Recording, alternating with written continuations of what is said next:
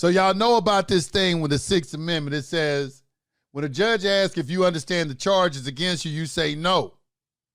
The judge will then probably try to intimidate you by explaining them again in a condescending or stern voice, or by implying that you are lying.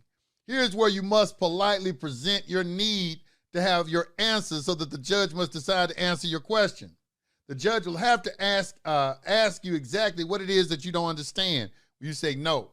It says, Your Honor, the Sixth Amendment to the United States Constitution grants me the right to know the nature and cause of this action you are bringing against me. And it grants you, the court, the duty to tell me. I do not understand the nature and cause of this action which has been brought against me. The judge will have to allow you to ask him or her your question. No exceptions. The judge will probably say, what is it that you would like to know? All right, so what we say next. Is this going to be a civil or criminal action? You got to ask that. You got to ask. I see people try to do this and they leave this part out. You got to ask them, is this going to be a civil or criminal action? The reason for that is that there's only 2 criminal jurisdictions in the Constitution, but there are 3 jurisdictions. So we need to narrow it down. So when you ask, is it criminal or civil, and they say criminal, we know it's not equity because there's no criminal aspect to equity. So that only leaves common law, maritime admiralty. So it goes on, it says, so he's going to say, is this going to be civil or criminal?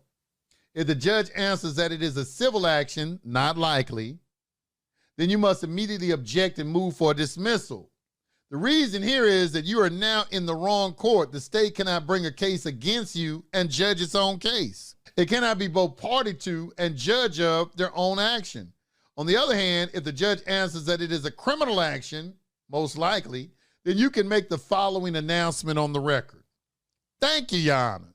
Let the record of this court then show that this action against John Henry Doe is a criminal action. Now I have another question you answer, Your Honor.